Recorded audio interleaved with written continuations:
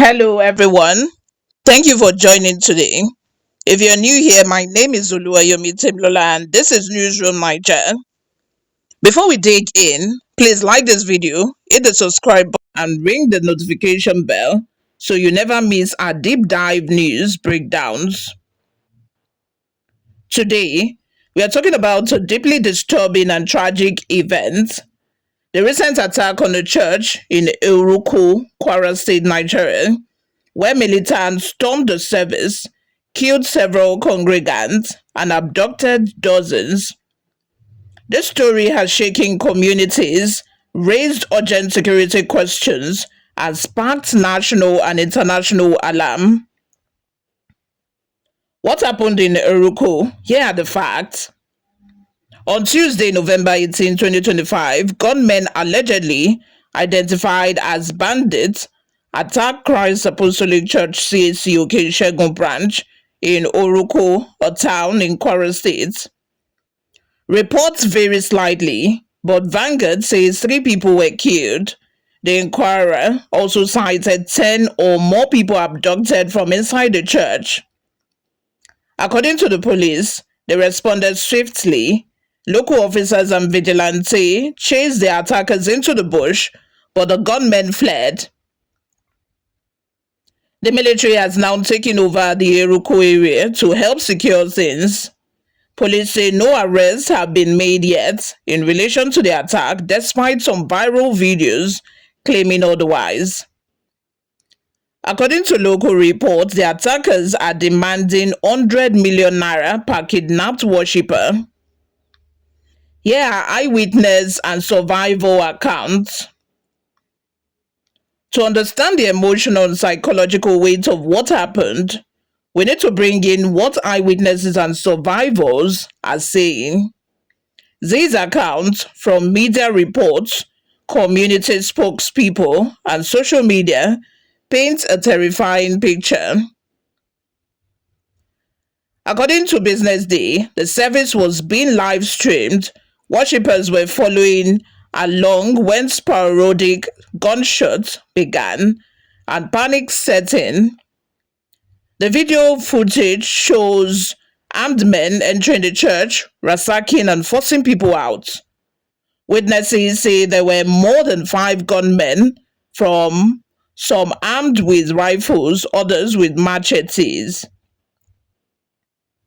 Perhaps most chilling, some bandits apparently hid on top of a tree around the church for hours before attacking.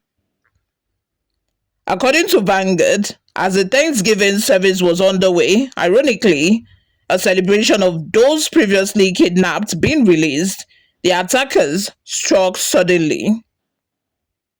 One congregant described it like a planned ambush.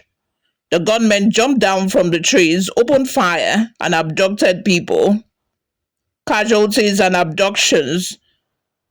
The community spokesperson, Olasukomi Ayeni, confirmed that 3 people were killed inside or around the church, identified as Tunde Ashabe, Shegun Alaja, and a man called Deremi. Another girl was shot in the neck and is in critical condition in the hospital, according to the same source.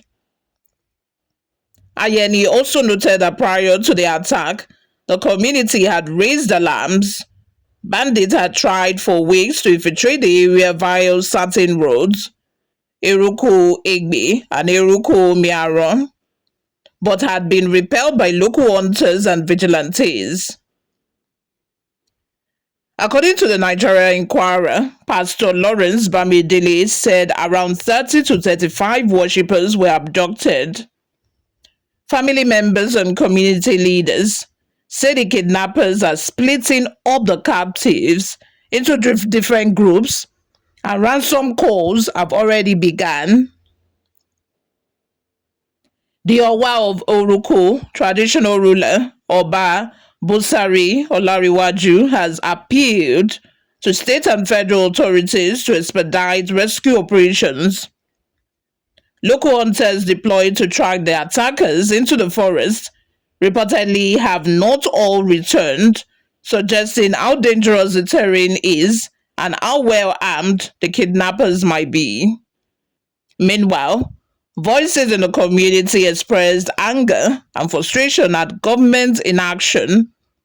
According to some reports, residents have been calling for help even before the attack, but felt their pleas were ignored. On Reddit, several Nigerians expressed terror and a sense of helplessness. One user even wrote, "Nigeria is getting scarier by the day. What is our government doing? I just can't imagine what those girls abducted are going through. I'm just so tired." Another described how family members hid in a ditch in the bush to escape, saying what saved his wife and kid was because he already had them hid inside a ditch they dug prior to the attack. Wow. There is also frustration with misinformation, as one user said, denying the truth is supporting the government's narrative, which enables the terrorists. Now, let's step back a bit and analyze the broader implications of this. This is not just a tragic, isolated incident. It reflects deeper systematic issues. The fact that attackers could hide in trees and wait for the right moment to strike suggests pre-planning, not a spontaneous raid. Communities like Eruku rely on local hunters and vigilantes, but as eyewitnesses say, repeated calls for help went unanswered by authorities. The rapid deployment of soldiers after the attack shows recognition of the severity, but the question remains, why was more not done before? The attackers exploited vulnerabilities. The reported 100 million naira demand per person is extremely high. This suggests that financial gain may be a major motivating factor than ideological extremism, though that doesn't rule out overlapping motives.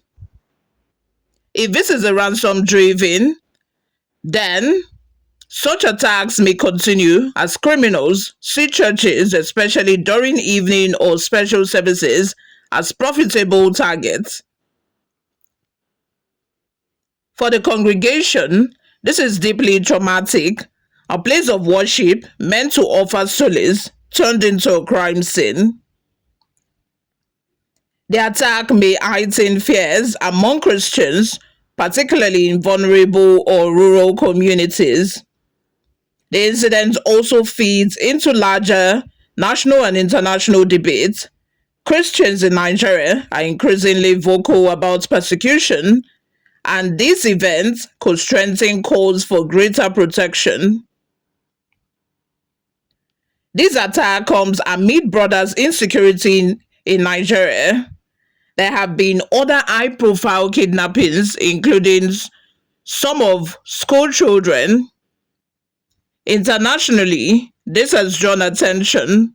Nigeria has recently been redesignated by the US as a country of particular concern, raising pressure on the government to protect religious liberty. Politically, President Bola Tinubu has postponed foreign trips to focus on security briefings, underlining how serious this is being taken at the top levels. There is also debate around the framing.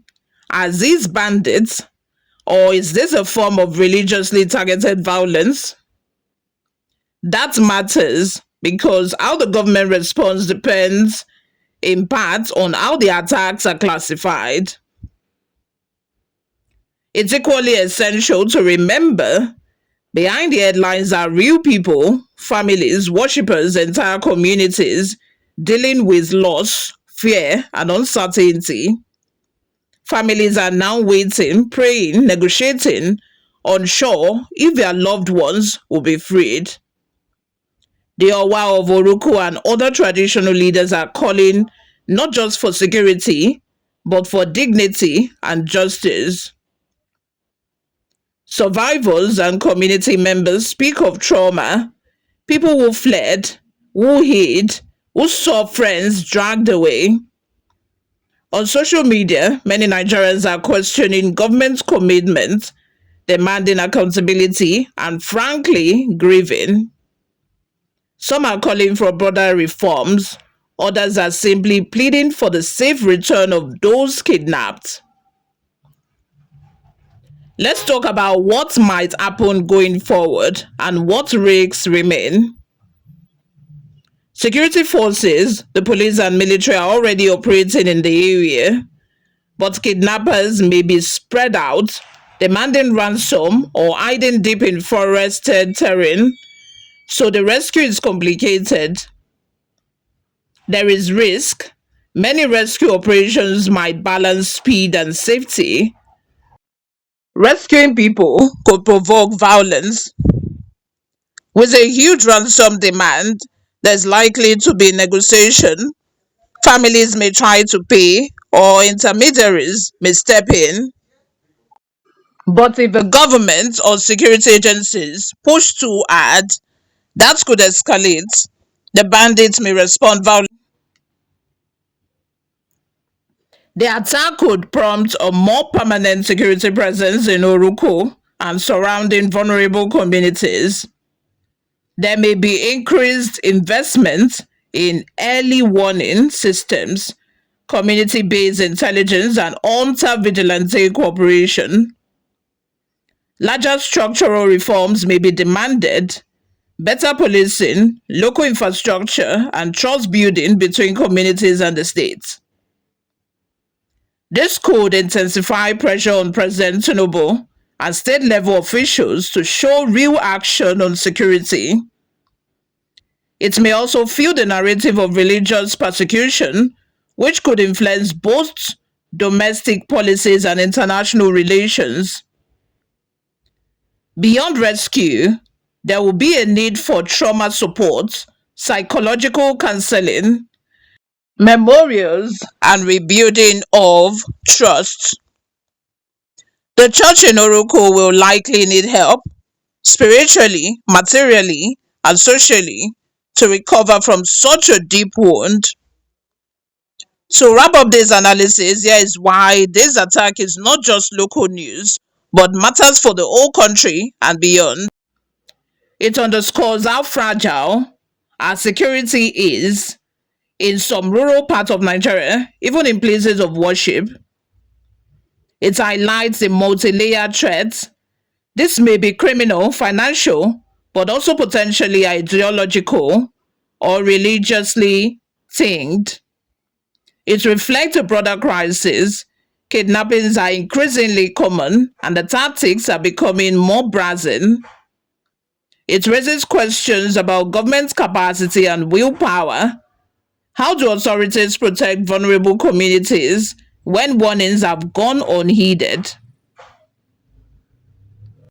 If you're watching and praying, please continue to lift up the Eruku community, the families of the abducted, and all those impacted. For those in Nigeria, demand accountability, reach out to your local representatives, like the local government chairman in your area, support community security initiatives, and encourage transparency in rescue efforts. For international viewers, please stay informed, share responsibilities, and support credible humanitarian efforts. Thank you for staying with me through this difficult but vital conversation. If you found this analysis helpful, do me a favor by hitting the subscribe button, like this video, and ring the notification bell. Your engagement helps amplify these stories. Until next time, my name remains Oluwayomi Timlola. Stay informed, stay compassionate, and stay safe. I will see you all in my next video. Bye for now.